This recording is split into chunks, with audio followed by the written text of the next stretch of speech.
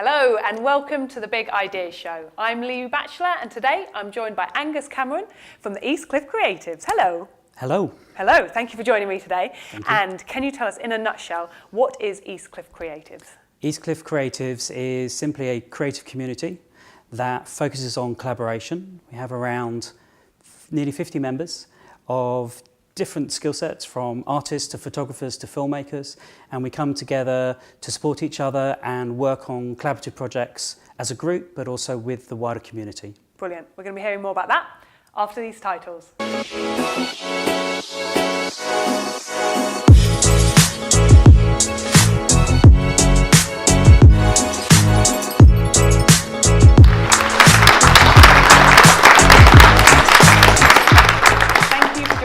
On the Big Idea Show. This is the show all about the people, projects, collaborations and ideas going on in the community. I want to start by saying a thank you to our sponsors, our venue, who are the Grand, and all our crew and contributors. But without further ado, Angus, welcome to the hot seat. Thank you very much. And I want to get you on because East Cliff Creatives has just, it's blown up. Like in the last, I don't know, in my mind, few months, if that. But how long has it actually been going for? Well, a group of us came together May, June last year, so back in 2018. Okay. But at that point, there were just four of us. Yep. And we set up a WhatsApp group, and we were trying to work out what should we call ourselves. Mm-hmm. And as we all lived in East Cliff, we thought that made sense. We'll call ourselves East Cliff Creatives. And a few other people started to get interested, and we had a couple of extra people join. Yeah. And then sort of around September, October time, we had a meeting and we're saying to the group, what do you want from this? There are other groups around, what would you like from East Cliff? And we were talking about sort of a very informal social environment, but also the opportunity to be proactive and do things. So from that, and actually during that meeting, one of the guys who did website design said, well, I'll put a website together. And of course, we said, absolutely, why not? Let's get ourselves more visible. So we started that process and started to talk to people. And by December when we launched, and we turned the website around really quickly within a month and a half. There were 16 of us, and then when we launched the website, we started to attract a lot more attention. Yeah. And now we're 45, 50. Yeah, that's impressive. So we're growing very quickly. That's impressive, and that word visibility, I guess what you've done and how East Cliff has kind of, in my mind anyway, how I perceive it, is kind of exponentially gone up and you've become visible, but that's very much what it's about, isn't it? So can you tell me a little bit about that, kind of, I guess, this idea of visibility as an artist, but also what are the challenges as an artist in getting that visibility and everything else that kind of comes around it? Well, part of the reason that East Cliff formed was the fact that myself and another artist, Ben Brody, we sort of co-founded. And we'd come together and started collaborating because we were both starting out as artists, for taking a different sort of route in our lives and realising how hard it is to get seen. So we thought if we worked together, and we came up with the idea of doing beach art down on the Sunny Sands beach in Folkestone, that this was a way to get ourselves seen, simple as that. Yeah. And it was also a way for people to get to know a little bit of who you are and what's happened with East Cliff, and these sort of opportunities to talk about what we're doing gives an opportunity for people to understand our ideas and what we're trying to achieve, and just to get ourselves out there to be seen. Yeah, yeah. So I guess, like I said, is it about getting the work seen, or what's the difference, I think, that you've brought, like, rather than just showing work, which, you know, there are lots of artists, it's very easy to get our work seen, isn't it, or out there, but to actually get it to be seen, and then I guess you've got the added challenge of people then buying stuff or engaging with your work. Yeah. What is it about kind of what you're doing that you think enables some of the creatives that you work with to be able to take it on to the next step, to make it, you know, earn a living from it? When I've been doing the painting side for just over a year now, and see how hard it is.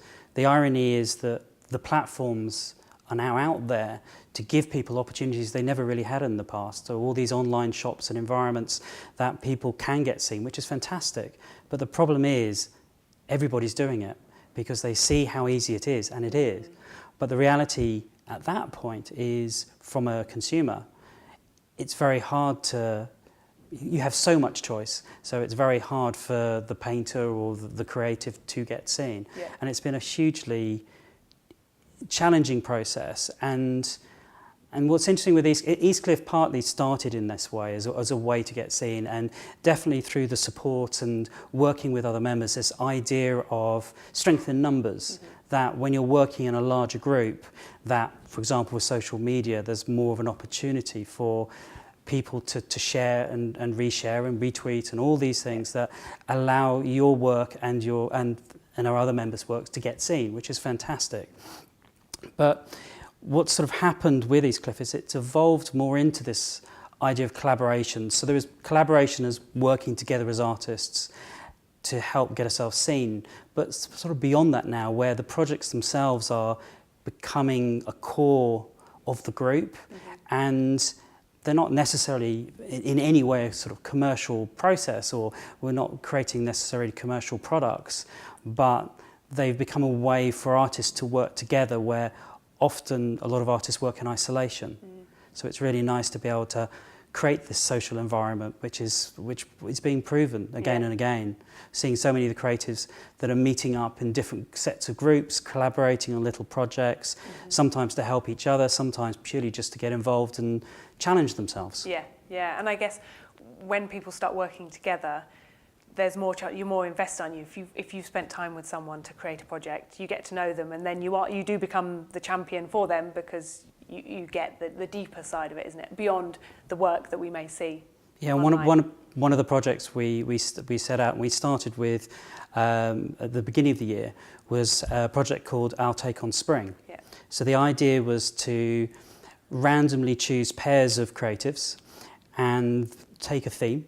So our take on was a take on spring, and everyone takes their own take on spring, creates a piece between the pair, and when we came around to spring, then that was released, and at that point, each of the pairs had no idea what the others were doing, and when you put lots of different types of creatives together, you get some very interesting results. And I think all the pieces that were produced were all so different. Yeah. And when you get, for example, a voiceover artist creating a piece with a drone photographer, it's what do you get? So that's what I really like about the group as it's evolving, is the diversity within the creatives. Yeah. So, and everyone has their own perspective, and it's really interesting to see what everyone brings, which again challenges the whole creativity. Yeah, definitely pushing the boundaries, I guess, of each individual discipline.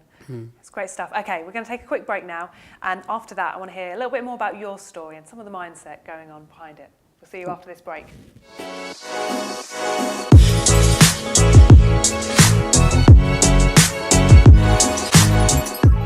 Join me here in part 2 with Angus from Eastcliff Creatives, and I love this idea that collaboration create something greater than the sum of its parts. It's not just two people coming to work together, it's growing more. And what we said about creating something better, or things pushing the boundaries of what's possible, I guess it extends beyond just two artists working together, doesn't it? Because I know you do loads of stuff in the community as well, which we're going to touch on at the end. Okay. But before we go into that, I want to hear more about your story and what got you to this place, because this thing has grown, it's becoming a beast in itself, I'm sure, but what got you to this place, and why did you start this all up? Well, I've always seen myself as a creative, and out of curiosity, I looked up the definition of creativity, and it's effectively how ideas and imagination get converted into something, be that something tangible like an object or intangible like words. And I was sort of thinking about the whole idea of ideas, and sort of really realising that from a very young age, ideas, I've always had loads of ideas up in my head, and it's a way of how to get them out. And when I made the decision very, very young what I wanted to do in life, and I wanted to be creative, and I wanted to get into the film industry. And that was after my mum took me to see Star Wars, I think age 7, gives an idea how old I am now. This is the original Star Wars. And I came out of there thinking, wow, this is really what I want to do. And I made that decision at that point and became very, very focused, which in some ways is a good thing, because if you focus on something, you're more likely to achieve it. But at the same time, it can start to cut out a lot of other opportunities in life. Yeah. So through school, I used to shoot short films. When I even was skipping out of school at one stage to be able to shoot a corporate film. And those were great opportunities. And from that, when I finished school, then I went straight into the industry, created some interesting opportunities where I didn't expect. So I got the opportunity to work in computer graphics, which I'm not a particularly technical person, or especially going back several years, when the computer industry was starting up in the film side, it was very technical and that wasn't really me. But I did find a niche where I could do computer graphics, and from there, indirectly, I then got involved into film.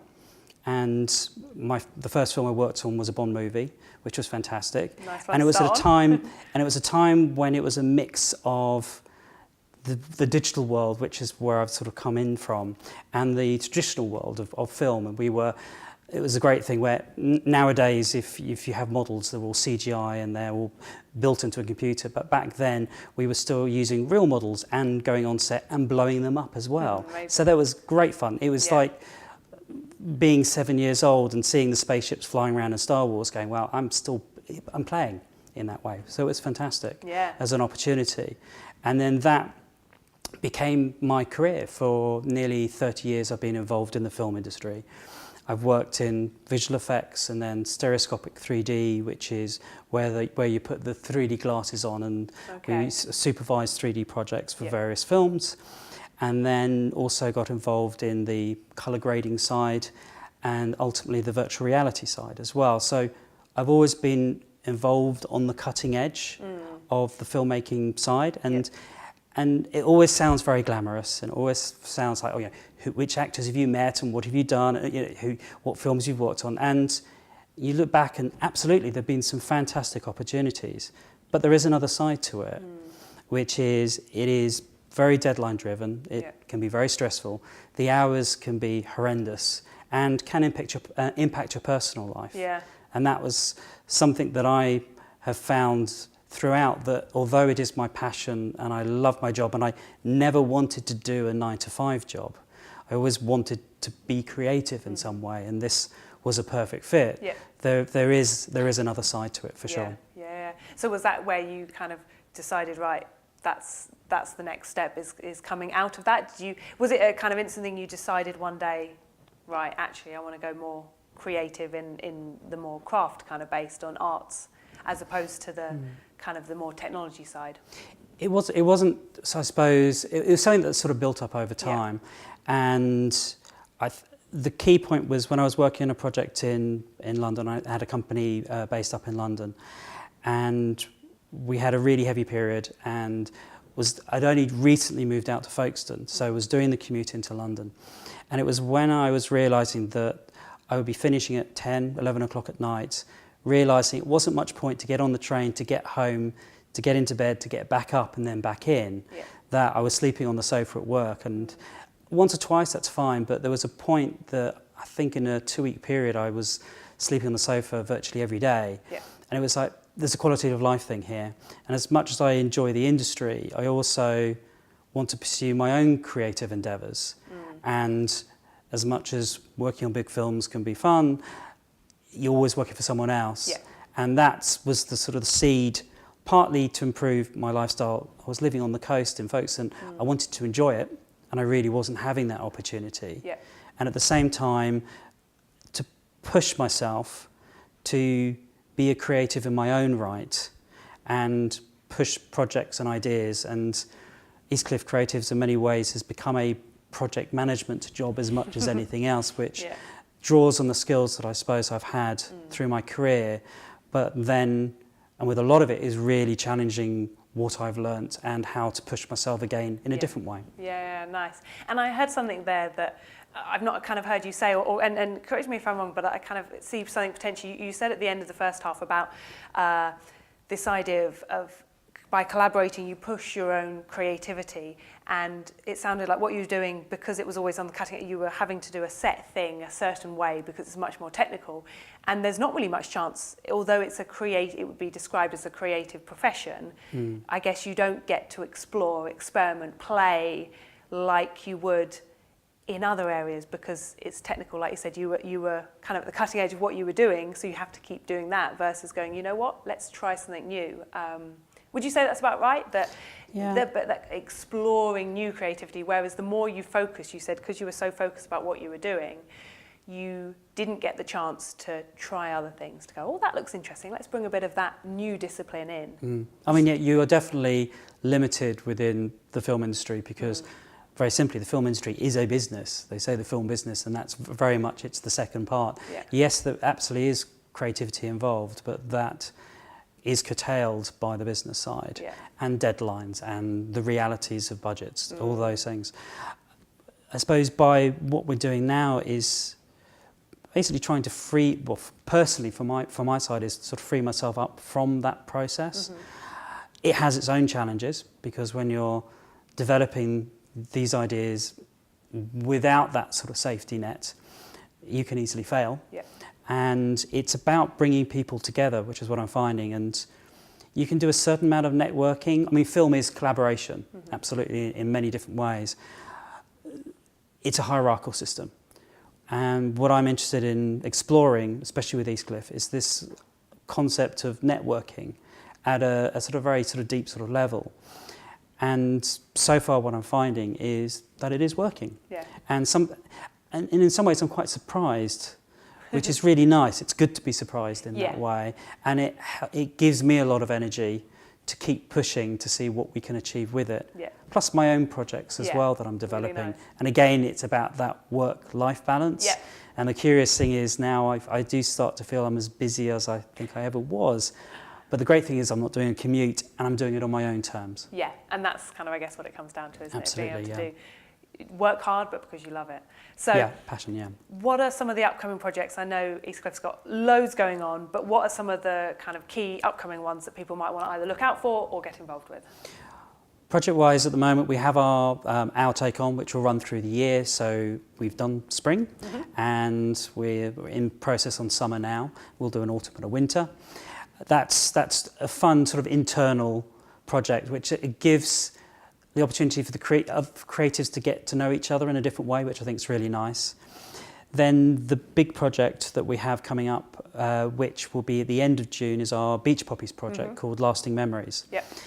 And that itself has also become a passion project, which we originally looked at developing last year to do around Armistice in November. But because of various reasons, we decided to shift that until this year. So the idea is we're now marking the signing of the Treaty of Versailles. So when World War I actually really finished. And the idea is to create 7 giant beach poppies made of, I think we've calculated around about 10,000 painted stones. Wow. So logistically wise, it's going to be a challenge. Yeah. And there'll be 7 poppies relating to the 7 months between armistice and peace, relating to 7 individual stories that relate to the local area of that time. And part of this process is we will, at the last weekend in June, we will be constructing the poppies and inviting people onto the beach to help paint. And the idea is each stone will be a painted stone, but in 2 tones. So the idea is that anyone can paint their own design onto each pebble. So they become mini artworks that get added to the larger design. Yeah. And we've now expanded the project. We've got additional supporters. And the idea is we'll do painting workshops with schools and youth groups. And we've already got, I think, 3-4 schools on board. Scouts and Girl Guides and various groups. And the idea is we'll have these giant painting workshops to get a lot of the stones painted prior to the actual event. Yeah, sounds great. So a great way not only for the creatives but the community. It's a big community project. Level to get involved. Angus, it sounds wonderful. If people want to get involved, website, social media, where can people find you? So website is eastcliffcreatives.com. Yep. We are also on Facebook and Instagram with the same name. Yep. There we go. Brilliant. Angus, thank you so much. Brilliant. Thank you very much. Thank you. And thank you for tuning in for this episode of the Big Ideas Show. And if you know someone doing great projects in the community that should be in this hot seat, then please get in touch. It's the Big Ideas Show on all the social media channels. Final thing to say, just a big thank you to everyone who's got involved with the Big Ideas Show. We have our sponsors, the Glass Whiteboard Company, our venue, who are the Grand in Folkestone, and to all our contributors and supporters. We have Hacks from Prisma Broadcast. We have Warren from Flourish and Aaron from 6-2, and our crew, who are Maddie, Hannah and Gary. So a big thank you to them and a big thank you to you, and I'll see you next week.